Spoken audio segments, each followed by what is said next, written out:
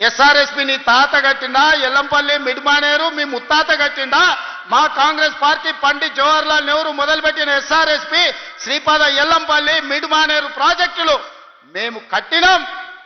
ఈరోజు గంధమ్మలకి ఎట్లా నీళ్లు దేవాళ్ళు మాకు తెలియదా? నిధులు ఇచ్చినోనికి నీళ్ళు ఇచ్చేది తెలియదా? అన్నం పెట్టిన అవ్వకు ఉండనీకే తొడుక్కోనికే బట్టలు ఇచ్చేది తెలియదా? ఇవాళ ఇందిరమ్మ ఈరోజు ఏ గ్రామానికైనా వెళ్దాం, నేను సూటిగా సవాలు విసురుతున్నా. పేదోడు ఉంటున్న ఇల్లు ఇందిరమ్మ ఇల్లు కాదా? పేదోడు కట్టుకున్న ఇళ్ల పట్టా ఇందిరమ్మ ఇళ్ల పట్టే కాదా? పేదోడు దుక్కి దున్నుకుంటున్న భూమి అసైన్మెంట్ పట్టాల పేరు మీద బీసీలకు, ఎస్సీలకు, ఎస్టీలకు లక్షల ఎకరాల భూ పంపకాలు చేసింది ఇందిరమ్మ కాదా? ఆ ఇందిరమ్మ మా అమ్మ కాదా? మా కాంగ్రెస్ పార్టీ తల్లి కాదా ఇందిరమ్మ? ఆమె నాయకత్వంలో పనిచేసే మేము ఇవాళ ఈ ప్రాంతాన్ని అభివృద్ధి చెయ్యాలని మేము ముందుకు వస్తే, అదేవిధంగా ఈరోజు రాష్ట్ర స్థాయిలో 4.5 లక్షల ఇందిరమ్మ ఇండ్లు మళ్ళీ మంజూరు చేసి పనులు ప్రారంభించి పొంగులేటి శ్రీనివాసరెడ్డి గారు పర్యవేక్షిస్తలేరా?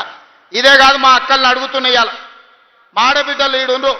అక్క, ఆనాడైన ప్రభుత్వంలో మీరు అమ్మగారి ఇంటికి పోవాలన్నా, అమ్మోరిని దర్శించుకోవాలంటే ఇంటి ఆయనను బస్సు కిరాయి పైసలు అడిగేది, అవునా? అయితే కొడుకుని అడగాలి, లేకపోతే ఇంటి ఆయనను అడగాలి. ఎందుకమ్మా ఈ పండుగ ఎందుకు మళ్ళీసారి పోదు అమ్మగారింటికంటే ఊకుండాల్సి వస్తుంది, కడుపులో దుఃఖం ఉన్నా దాచిపెట్టుకొని ఉండేది. కానీ ఇవాళ ఇంటి ఆయన పొలం కాడికి పనికి పోతే అమ్మగారింటికి పోయి చూసి ఒక్క సిల్లి గవ్వ లేకున్నా ఆర్టీసీ బస్సు చెయ్యి చూపితే ఉచితంగా బస్సు ఎక్కుతలేరా? అక్క నిజం చెప్పండి. మా అక్కలు నేను అడుగుతున్నా, మీ తమ్ముడు ముఖ్యమంత్రి అయినాక తెలంగాణ రాష్ట్రంలో మీరు ఎవరైనా ఒక్క పైస పెట్టి టికెట్ కొన్నారా? ఆర్టీసీ బస్సు బాజాబ్తా ఇయ్యాల మీరు ఉచితంగా ప్రయాణం చేస్తలేరా? మా అక్కల్ని ఒక్కసారి ఆలోచన చేయమంటున్నా. అదేవిధంగా మా సంఘాల సభ్యులకు 21,000 కోట్ల రూపాయల బ్యాంకులో లింకేజ్ ఇచ్చినాం.